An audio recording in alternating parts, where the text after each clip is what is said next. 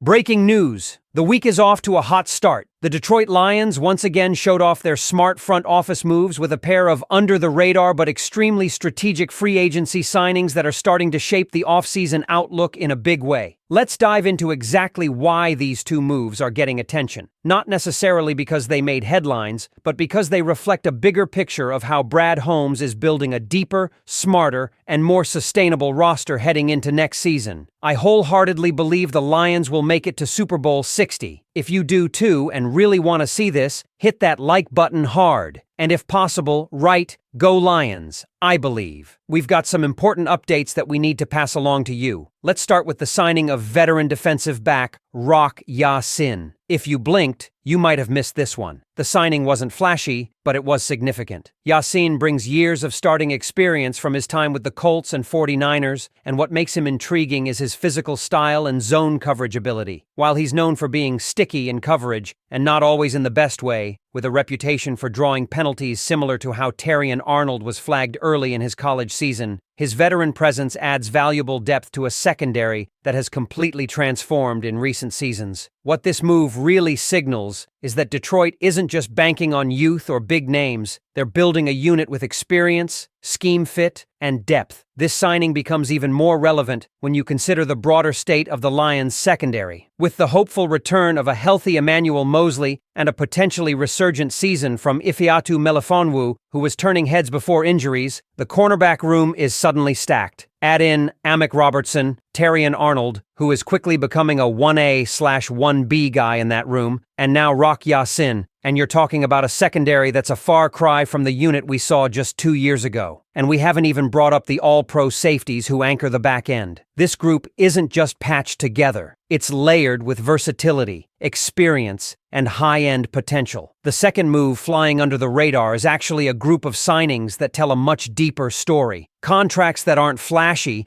but show how the Lions are managing their cap space and roster decisions with surgical precision. Let's break this down. Craig Reynolds and Dan Skipper, two beloved names in Detroit, have re-signed, but in extremely team-friendly deals.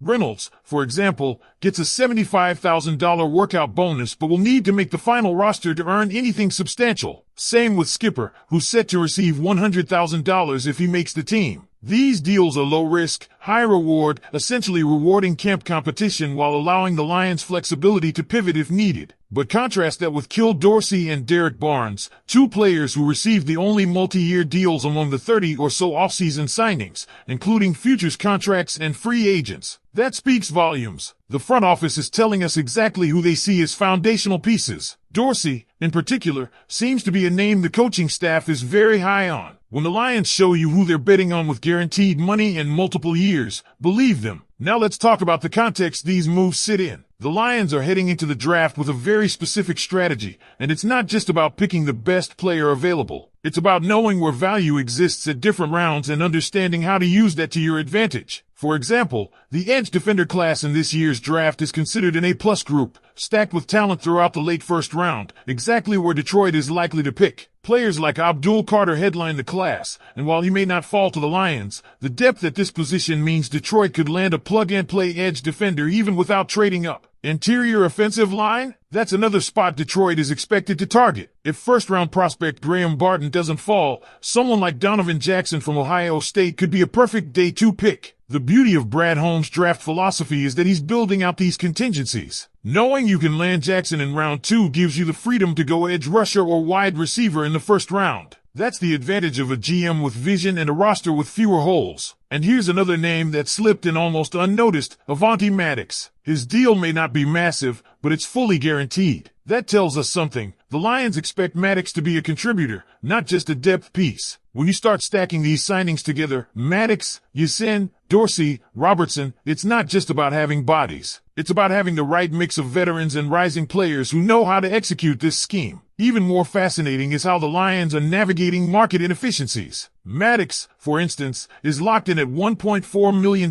guaranteed, while Skipper is fighting for a $100,000 roster bonus. That kind of disparity illustrates exactly how Detroit is distinguishing between roster depth and core contributors. As for fan favorites like Craig Reynolds or Dan Skipper, nothing's guaranteed, but their presence at camp, alongside exciting young prospects like Giovanni Mano and undrafted standout Sione Vaki, means competition is going to be fierce. This isn't a rebuild anymore, it's a fine-tuning process. The Lions are no longer just collecting talent, they're assembling a real contender, piece by piece, move by move. So now that we're seeing these smaller signings stack up, along with a clear draft strategy and smart financial management, the question goes out to the fans. Which of these under-the-radar moves do you think will make the biggest impact? Is Hutchinson the veteran presence we needed in the secondary? Will Dorsey or Avonte Maddox become key contributors? And how do you feel about the Lions putting beloved players like Skipper and Reynolds on prove-it deals? Let me know what you think in the comments. We're just getting started with this offseason story. And as we continue breaking this down,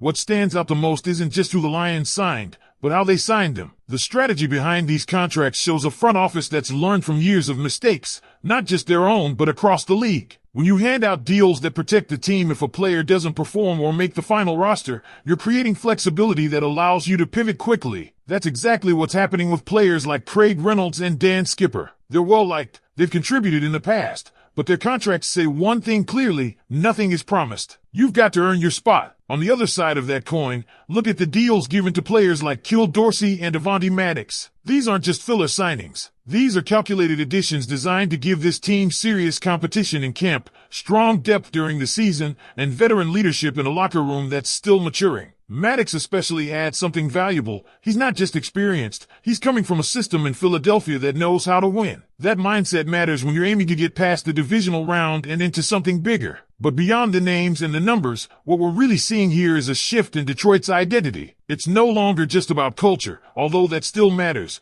but about execution, planning, and long-term sustainability. It's about assembling a roster that doesn't just win games in September but is built to survive the grind of a full season, injuries, setbacks, and playoff pressure. The key now is what Detroit does with their draft picks. With edge defenders graded so highly this year, it's hard to imagine the Lions passing on the chance to strengthen the pass rush even further. The right pick at that position could completely unlock the front seven, especially with guys like Aidan Hutchinson already demanding attention off the edge. Imagine adding a young, explosive partner opposite him to keep offenses guessing on every down. But let's not overlook the offensive line either. With the expected departure of depth pieces and some question marks around long-term starters, targeting someone like Donovan Jackson on day 2 of the draft gives Detroit that insurance and developmental talent they'll need moving forward. Again, it's about setting up the roster not just for 2025, but for the years beyond. Everything we're seeing from Brad Holmes and this front office screams long-term planning with short-term results in mind. They're building a team that's competitive now, but also ready to stay competitive. It's not flashy. It's not always going to dominate headlines. But moves like Hutchinson, Avonte Maddox, and Dorsey, these are the ones we might be talking about in December and January when Detroit's defense holds strong in the biggest moments. So now the floor is yours. What's your take on these smart but quiet moves? Are you buying into what Brad Holmes is building? Do you think this secondary is finally ready to shut teams down when it matters most? Drop your thoughts below, because this offseason is just heating up, and it feels like something big is brewing in Detroit.